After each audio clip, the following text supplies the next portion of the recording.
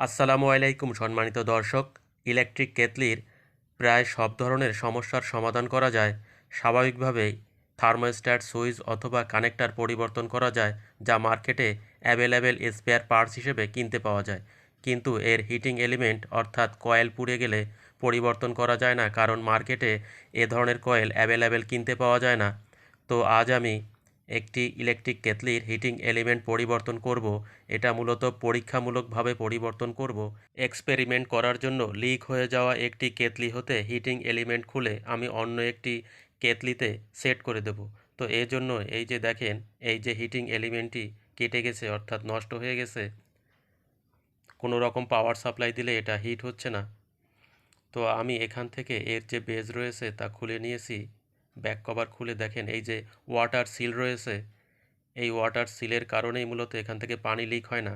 এর বডি প্লাস্টিকের এবং এর নিচে স্টিল দেওয়া এবং তার নিচে হিটিং এলিমেন্ট দেখা যাচ্ছে। তো এর সাথে যে কানেক্টর রয়েছে অথবা থার্মোস্ট্যাট রয়েছে তা হুবহু থাকবে, শুধুমাত্র হিটিং এলিমেন্ট পরিবর্তন করব। তো এর যে সিল রয়েছে খেয়াল করেন, এই সিলের সাথে সাবধানে খুলতে হবে, যদি সিল কেটে যায় তাহলে পানি লিক হবে। তো অন্য একটি কেটলির এই যে সিল আমি খুলে নিয়েছি। এই সিলটি নষ্ট হয়ে যাওয়ার ফলে এখান থেকে পানি লিক হচ্ছিল, কিন্তু এর হিটিং এলিমেন্ট ভালো আছে, এখনও কাজ করছে, হিট হচ্ছে। তো ওই হিটিং এলিমেন্টটি আমি খুলব। তো এর বেস দেখেন এই যে স্টিলের। এই দুটি কেতলি একই ধরনের, এর বডি প্লাস্টিকের, সম্পূর্ণ বডি স্টিলের নয়, নিচের অংশ স্টিলের, এ কারণে এটা হিট হয়। তো এই যে সিল এখানে দেওয়া থাকে এবং এটা প্লাস্টিক কেতলির ভিতরে অ্যাডজাস্ট করা থাকে, লক করা থাকে, এখান থেকে পানি লিক হওয়ার সম্ভাবনা থাকে না। তো কী কারণে এখান থেকে পানি লিক হচ্ছে, এই সিলটি নষ্ট হয়ে গেছে। এবং এর যে হিটিং এলিমেন্ট দেখছেন, এই যে প্লেটটি, এই প্লেটটি আমি যে কেতলির হিটিং এলিমেন্ট পরিবর্তন করব তার সাথে অ্যাডজাস্ট হবে না, মাপ অ্যাকুরেট হবে না। তো অ্যাকুরেট না হলে হিট হবে এবং পানি লিক হবে। তো দেখেন, অন্য অন্য কেতলির যে স্টিল বডি, ভিতর সাইডে স্টিল এবং বাইরের সাইডে প্লাস্টিক, তো এখান থেকে পানি লিক হওয়ার সম্ভাবনা থাকে না, কারণ পুরোটাই স্টিল দেওয়া এবং নিচের সাইডও স্টিল। কিন্তু আমি যে কেতলির হিটিং এলিমেন্ট পরিবর্তন করব তার পুরো বডি প্লাস্টিক এবং নিচের সাইড স্টিল। তো সিলটা নষ্ট হয়ে যেয়ে এই যে কেতলিটা ছিল তার থেকে পানি লিক হচ্ছিল এবং ভুলবশত দেখেন থার্মোস্ট্যাট শর্ট হয়ে এভাবে হিটিং এলিমেন্ট পুড়ে নষ্ট হয়ে যায়। থার্মোস্ট্যাট ডাইরেক্ট হয়ে যাওয়ার কারণে মূলত এ ধরনের সমস্যা হয়। তো এ ধরনের সমস্যা যাতে না হয়, থার্মোস্ট্যাট পরীক্ষামূলকভাবে পরিবর্তন করে দেওয়া উচিত। তো আমি আজকে পরীক্ষামূলকভাবেই মূলত একটি হিটিং এলিমেন্ট পরিবর্তন করব। যদি এখানে সাকসেসফুল হই তাহলে মাঝে মধ্যে এ ধরনের কয়েল পরিবর্তন করা যাবে। তো আমরা এই হিটিং এলিমেন্টটি খুলব, তার আগে এই যে কানেক্টর দেখছেন এর থার্মোস্ট্যাটের ছবি আমি নিয়ে নেব। মূলত যারা এ ধরনের কাজ করে তারা এর যে থার্মোস্ট্যাট রয়েছে বা কানেক্টরের কানেকশনগুলো সঠিকভাবে করতে পারবেন। যারা পারবেন না তারা একটি ছবি তুলে নেবেন, তাহলে পরবর্তীতে কানেকশন করতে সুবিধা হবে। শুধুমাত্র এখানে কিছু কানেক্টর রয়েছে যা ক্যাবেল লাগ দিয়ে হিটিং এলিমেন্টের সাথে এবং কানেক্টরের সাথে যুক্ত করা রয়েছে। তো আমি এর যে নাট রয়েছে তা খুলে নিচ্ছি। আমাদের যে থার্মোস্ট্যাট রয়েছে তা সঠিকভাবে কাজ করে, ভালো আছে। তো আমি 3টি স্ক্রু থেকে যে নাট খুলে নিয়েছি এবং এর যে থার্মোস্ট্যাট তা উঠিয়ে নেব। এই যে 3টি স্ক্রু খোলা হয়ে গেছে, এই যে আমি খুলে রাখছি, এবং এর যে কানেক্টরগুলো রয়েছে তা আমি খুলে নেব। মার্কেটে এই ধরনের কানেক্টর বা থার্মোস্ট্যাট পাওয়া যায়, প্রত্যেকটা মডেলের পাওয়া যায়, যা 120 থেকে 150 টাকার ভিতরে পাওয়া যাবে। আমরা থার্মোস্ট্যাটটি খুলে রেখে দেব, পরবর্তীতে এটি সেট করব। তো দেখেন, থার্মোস্ট্যাটের নিচে 3টি বাইমেটালিক স্টিপ রয়েছে। এই বাইমেটালিক স্টিপ নির্দিষ্ট তাপমাত্রার থেকে অধিক তাপমাত্রা হলে বেঁকে যায় এবং এর নিচে একটি স্টিক রয়েছে। এই স্টিকটি মূলত এর নিচে কানেক্টরে আঘাত করে এবং কানেক্টর সংযোগ বিচ্ছিন্ন করে দেয়, পাওয়ার সাপ্লাই অফ হয়ে যায়। তো দেখেন এই যে কানেক্টরের সাইড এবং এর ইলেকট্রিক ক্যাটলির যে বেজ রয়েছে, বেজের সাথে কানেক্টর মূলত এখানেই বিদ্যুৎ সাপ্লাই দেয় বা বিদ্যুৎ সংযোগ করে।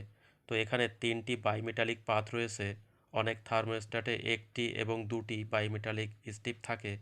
তো এই যে বাইমেটালিক স্টিপটি অধিক তাপমাত্রায় এই যে বেঁকে যে সাদা যে স্টিকটি দেখা যাচ্ছে এটিকে সজোরে আঘাত করে বা চেপে ধরে। এই যে চেপে ধরার সাথে সাথে নিচের দিকে যে কানেক্টর রয়েছে এই কানেক্টর হতে বিচ্ছিন্ন হয়ে যায়, সাপ্লাই বিচ্ছিন্ন হয়ে যায়, পাওয়ার সাপ্লাই, ফলে ইলেকট্রিক কেটলি অফ হয়ে যায়। তো এভাবেই মূলত অটোমেটিকভাবে ইলেকট্রিক কেটলি অফ এবং অন হয়। তো দেখেন এই যে থার্মোস্ট্যাট রয়েছে, এই থার্মোস্ট্যাটে একটি বাইমেটালিক স্টিপ রয়েছে এবং এখানে দুটি রয়েছে। তো বিভিন্ন মডেলের থার্মোস্ট্যাট পাওয়া যায়। এই যে দুটি বাইমেটালিক স্টিপ রয়েছে যা নষ্ট হয়ে গেছে। তো আমার যে বাইমেটালিক পাত আমি খুলেছি, এই যে বাইমেটালিক স্টিপ তিনটি এই থার্মোস্ট্যাটের সাথে, এবং এখানে লক করার জন্য প্রত্যেকটা লক করার জন্য এই যে ফাঁকা রয়েছে। তো আমরা আস্তে আস্তে এর যে বেস প্লেট সেটা খুলে নিলাম এই যে, এবং এর ওয়াটার সিল সাবধানে খুলতে হবে যাতে কেটে না যায়, কারণ এ ধরনের স্পেয়ার পার্টস অ্যাভেলেবেল মার্কেটে পাওয়া যায় না। তো দেখেন আমরা পূর্বের কেতলি হতে যে হিটিং এলিমেন্ট খুলেছি তার থেকে বর্তমান হিটিং এলিমেন্ট যেটা আমরা পরিবর্তন করব অনেকটা বড়। তো সাইজে একটু বড় থাকার ফলে আমাদের ওই প্লেটটি এই যে দেখা যাচ্ছে নিচেরটি আমরা পরিবর্তন করব, তো অ্যাকুরেট মিলবে না এই প্লেটের সাথে। এই কারণে আমরা এর যে heating element flat screwdriver ঢুকিয়ে খুলে নিয়েছি। তো এটা যেহেতু কোম্পানি হতে খুব শক্ত করে এখানে সেটিং করে দেওয়া ছিল, আমরা হাতে সেটিং করব অ্যাকুরেট নাও হতে পারে। তো আমরা এটি খুলে নিচ্ছি। তো এটি মূলত নষ্ট হয়ে গেছে, যেটা আমি খুলছি কেটে গেছে, এই কারণে আমরা এটি পরিবর্তন করব। তো ফ্ল্যাট ড্রাইভার ব্যবহার করে খুব সাবধানে খুলতে হবে যাতে প্লেটটি কোনোভাবে ছিদ্র না হয়ে যায়। ছিদ্র হয়ে গেলে পানি লিকেজ হবে। তো এভাবে আস্তে আস্তে ফ্ল্যাট ড্রাইভার ঢুকিয়ে চেষ্টা করলে এটি খুলে যাবে। তো পুরো বডি যদি স্টিলের হতো তাহলে এভাবে খুললে পানি লিকেজ হওয়ার সম্ভাবনা থাকতো না। যেহেতু আমি প্লেটটি খুলে নিয়েছি, খুব সাবধানে সেটিং করতে হবে। তো আমরা এই হিটিং এলিমেন্ট সেট করার জন্য একটি আঠা ব্যবহার করব, বিশেষত একটি গ্লু। তো দেখেন আমরা এটি খুলে নিয়েছি এবং এই সাইডে কিছুটা ময়লা জমে আছে পানির পুড়ে। তো আমরা 0 সিরিজ পেপার ব্যবহার করে পরিষ্কার করে নেব, কারণ এরপরে হাত ঢুকিয়ে পরিষ্কার করা অনেকটা ঝামেলা হয়ে যাবে কেতলির ভিতরে। তো আমরা পরিষ্কার করে নিয়েছি। এ পর্যায়ে আমরা যে গ্লু ব্যবহার করব মূলত অ্যারেলডাইট গ্লু, যেটা বিভিন্ন প্যাকে পাওয়া যায়। ইন্ডাস্ট্রিয়াল সাইজ এবং ছোট সাইজ পাওয়া যায়। তো আমরা 13 গ্রামের একটি অ্যারেলডাইট গ্লু নিয়ে আসছি, যেটা মূলত ইন্ডিয়ান প্রোডাক্ট। তো এটা খুব ভালোভাবে কাজ করে। এটা পাথর সহ স্টিল অথবা যে কোনো ধরনের প্লাস্টিক জোড়া লাগানোর জন্য খুব ভালোভাবে কাজ করে। এটার ভিতর দুটি টিউব থাকে। তো টিউব দুটি হতে সমান পরিমাণ গ্লু একটি শক্ত পাত্রে অথবা কাঁচের উপর ঢেলে ভালোভাবে মিশিয়ে পেস্ট করে ব্যবহার করলে 24 ঘন্টার মধ্যে শুকিয়ে যায়। যদি হিট দেওয়া যায় তাহলে দ্রুত কাজ করে, দ্রুত শুকিয়ে যায়। তো আমরা এর ক্যাপের উল্টো সাইড দিয়ে সিলটা কেটে নিচ্ছি এই যে।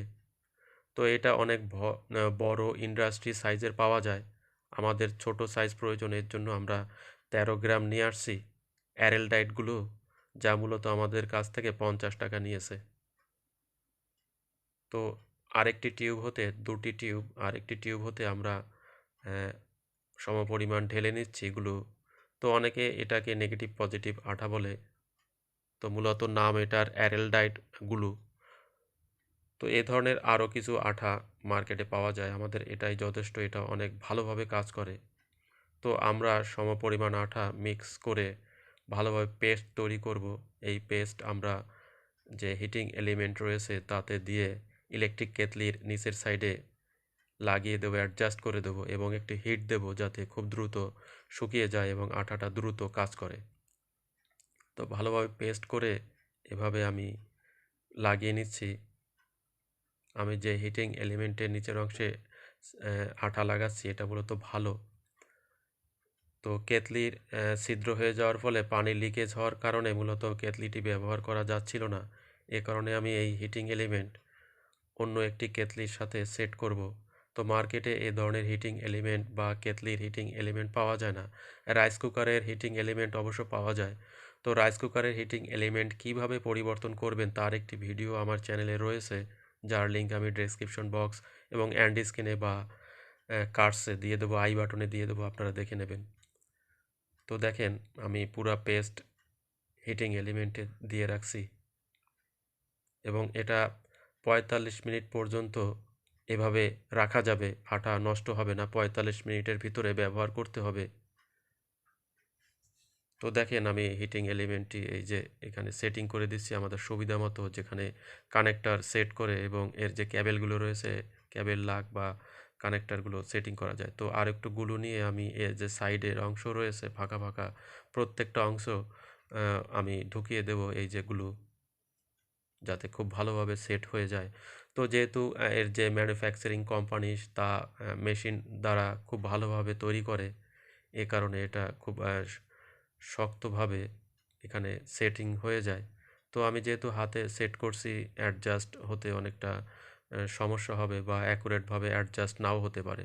যেহেতু এটা পরীক্ষামূলকভাবে আমি করছি, আমার হিটিং এলিমেন্ট কেনার প্রয়োজন হয়নি, পুরাতন একটি কেতলি হতে আমি খুলে নিয়েছি। তো পরীক্ষামূলক এক্সপেরিমেন্ট করার জন্যই মূলত আমি এটা ব্যবহার করছি। যদি সফল হয় তাহলে মাঝে মধ্যে এই ধরনের হিটিং এলিমেন্ট পরিবর্তন করা যাবে। তো এই যে অ্যারেল ডাইটগুলো, এটা মূলত 24 ঘন্টা সময় নেয় শুকাতে বা ভালোভাবে অ্যাডজাস্ট হতে, জোড়া লাগাতে।